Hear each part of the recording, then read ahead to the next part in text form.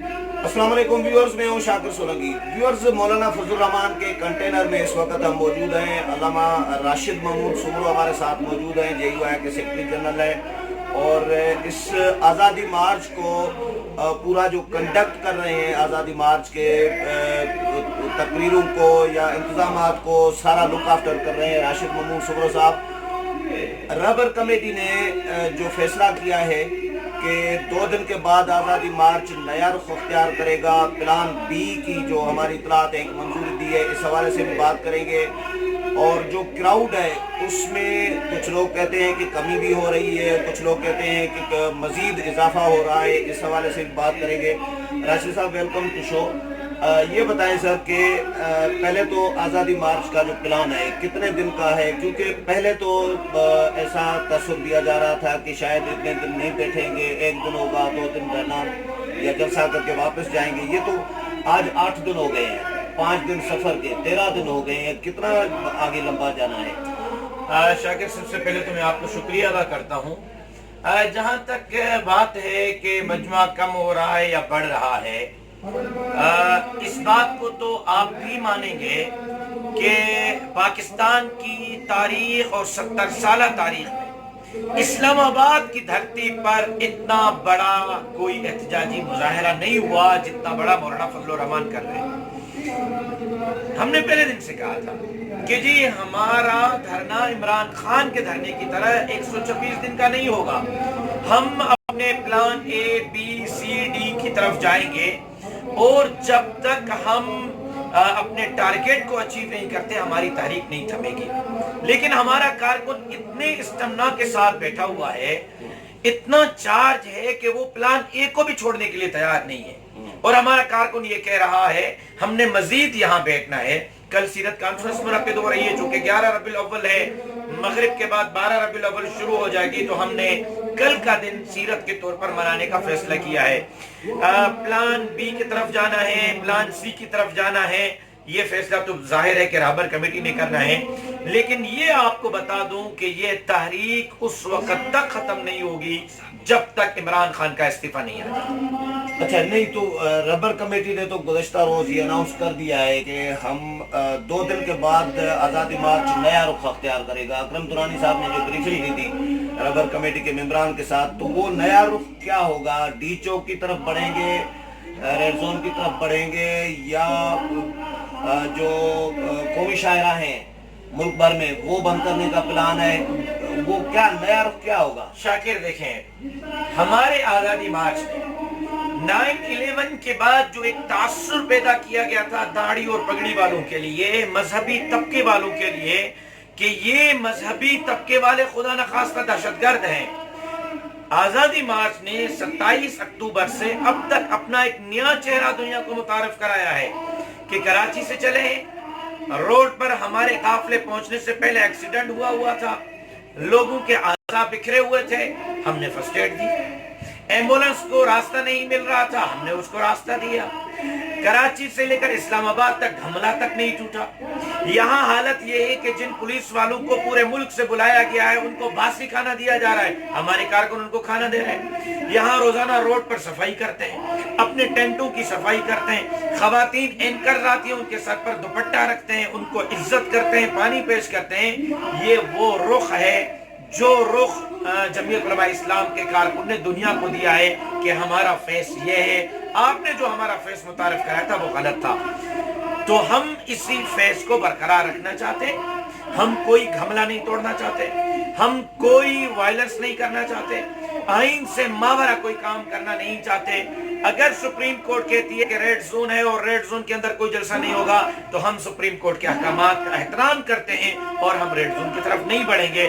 तो जाहिर है कि उसके बाद प्लान बी के अंदर ऑप्शंस बच जाते हैं। बहुत सारे ऑप्शंस हैं, असेंबली के इस्तीफों के भी ऑप्शंस हैं, कौमी शाहराहों को बंद करने के भी ऑप्शंस हैं, शटर डाउन के भी ऑप्शंस हैं, मोटरवेज को भी बंद करने के ऑप्शंस हैं। लेकिन ये फिर आप जरा 2 दिन तक इंतजार कर लें, रहबर कमेटी ही खुद इसका अनाउंस कर लेगी या स्टेज से मौलाना साहब अनाउंस कर लेंगे, वो ज्यादा मुनासिब रहेगा। अच्छा, मुज़ाकरात जो हो रहे हैं, जो जिस तरह मौलाना कह रहे हैं कि अब मुज़ाकरात की कोई हमारे पास आने की ज़रूरत नहीं है, ये आनिया जानिया बेमानी जो आनिया जानिया इसकी ज़रूरत नहीं है, तो मुज़ाकरात अभी तक जो हुए हैं اس میں آپشنز کون کون سے حکومت کے ساتھ ڈسکس ہو رہے ہیں، یا حکومت نے کون سے آپ کو آپشنز دیے ہیں درمیانے راستے کے؟ پرویز الہی صاحب، چودھری شجاعت حسین وہ بھی ایکٹیو ہیں، کیا کوئی درمیانہ راستہ کس طرح کا دینا چاہ رہے ہیں؟ شاکر، ایک طرف تو وہ مذاکرات کے لیے آتے ہیں، پھر دوسری طرف وہ یہ کہتے ہیں کہ اگر یہ دھرنا نہیں اٹھا تو ہم بھون کر رکھ دیں گے۔ یہ لب و لہجہ ہے کمیٹی کے چیئرمین کا۔ ہم نے آج اثر ان کو مسترد کر دیا ہے، ہم نے واضح کہہ دیا ہے کہ جی آپ اس وقت تک ہمارے پاس آنے کی زحمت نہ کریں جب تک استعفیٰ نہیں لاتے، کیونکہ اس ملک کے اندر عمران خان نے جو لوگوں کو خواب دکھائے، میں قرضہ نہیں لوں گا، پاکستان کی تاریخ کا سب سے بڑا قرضہ لیا، میں 50 لاکھ گھر دوں گا، 50 لاکھ گھر کے بجائے انکروچمنٹ کے نام پر 1 کروڑ کے قریب لوگوں کی ملکیتوں کو نقصان پہنچایا، میں 50 لاکھ نوکریاں دوں گا، 1 کروڑ نوکریاں دوں گا، 10 لاکھ لوگ فیکٹریوں سے بے روزگار ہو گئے، میں عوام کو ریلیف دوں گا، غریب آدمی بجلی کا بل نہیں بھر سکتا، میں تاجر کو ریلیف دوں گا، ٹیکسز کی اتنی بھرمار ہے کہ اب ادارے بند ہو رہے ہیں، کمپنیاں بند ہو رہی ہیں، تاجر اپنے جو ہے فیکٹریوں کو تالا لگا رہا ہے۔ ان تمام چیزوں کو لے کر ہم یہاں بیٹھے ہوئے ہیں۔ ہم یہ چاہتے ہیں کہ 25 جولائی کو ہم قطار میں لگے، صبح 8 بجے سے لے کر شام 6 بجے تک پولنگ اسٹیشن کے باہر در بدر پھرتے رہے۔ ہم نے ووٹ دیا، ہم نے ڈبے میں ووٹ تو ایک کو ڈالا تھا، شام کو جب ہم گھر سے باہر نکلے تو ہمارا ووٹ جو ہے وہ گندگی کے ڈھیر پہ پڑا ہوا تھا، ہمارا ووٹ اسکول کی ڈیسک پہ پڑا ہوا تھا، ہمارا ووٹ جو ہے وہ گٹر میں پڑا ہوا تھا۔ ہم یہ چاہتے ہیں کہ اس ملک کو ان نااہل حکمرانوں سے آزاد کروائیں، ان سلیکٹڈ حکمرانوں سے آزاد کرائیں۔ جب تک اس ملک کے حق حاکمیت اللہ کے بعد اللہ کے نمائندے عوام کے حوالے نہیں کی جاتی، پارلیمنٹ کی سپریمیسی نہیں کی جاتی، جب تک ادارے پارلیمنٹ کے اندر اور انتخابات کے اندر اپنی مداخلت ختم نہیں کرتے، تب تک ہماری تاریخ نہیں تو عمران خان تو کہہ چکے ہیں، وزراء کہہ چکے ہیں استعفیٰ تو دینا نہیں ہے، انہوں نے وہ تو کلیئر کر چکے ہیں۔ تو اگر استعفیٰ نہیں دیتے تو کیا ہوگا؟ استعفیٰ آپ دلوا کے آپ کہیں کہ استعفیٰ لے کے واپس جائیں گے، وہ کہہ رہے ہیں استعفیٰ دیں گے نہیں، نتیجہ کیا نکل رہا ہے، نظر کیا آ رہا ہے؟ کون کہتا ہے کہ میں استعفیٰ دوں گا؟ عمران خان کہے گا کہ میں استعفیٰ دوں گا، استعفیٰ عوام نے لینا ہے اور استعفیٰ عوام لے گا۔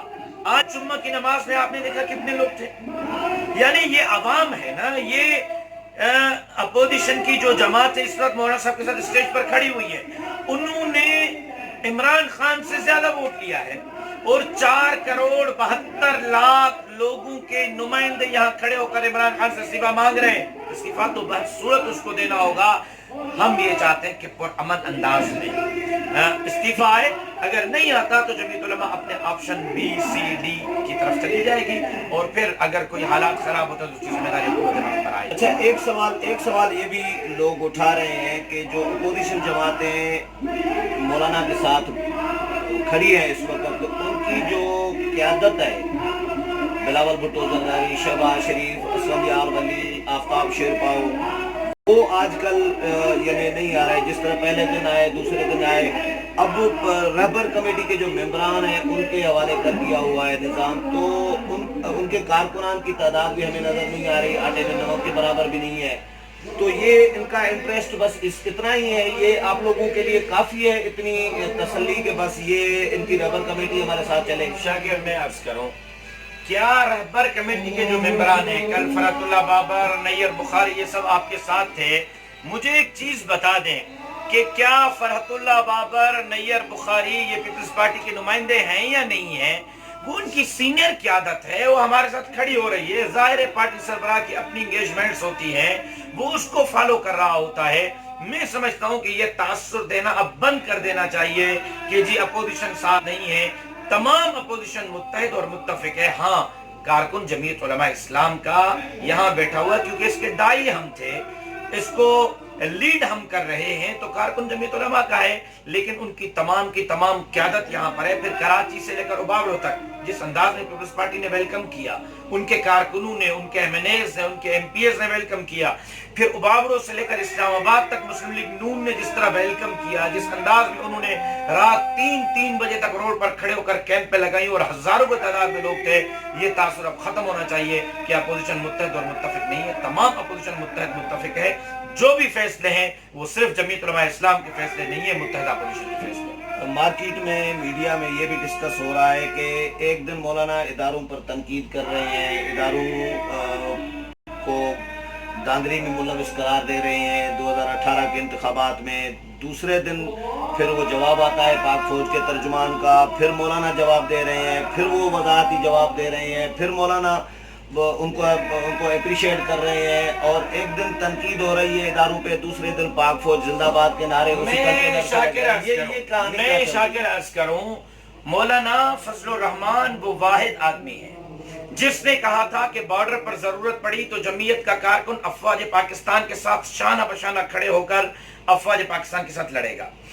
मौलाना फजलुर रहमान ने जिस दिन पाकिस्तान के फौज के नौजवानों ने इंडिया के जहाज मार गिराए, जमीयत के कारकुनों को कहा कि बाहर चौक पर जाकर अफवाज पाकिस्तान के उन नौजवानों को सलूट पेश करें। ये एक तासुर देना कि जमीयत उलमा अफवाज पाकिस्तान के खिलाफ है, ये गलत है। मौलाना ने इदारों की बात की थी कि जी इदारे अपने आप को इलेक्शन प्रोसेस से बाहर करें, इसकी पुष्पनाई छोड़ें। अदलिया ने कोई रेस्पॉन्स नहीं दिया, इलेक्शन कमीशन ने कोई रेस्पॉन्स नहीं दिया। क्यों आर्मी ने रेस्पॉन्स दिया? अगर आर्मी ने कोई रेस्पॉन्स दिया था तो जाहिर है कि फिर वो अपने आप को इसमें रिस्पॉन्सिबल समझ रहे थे जी।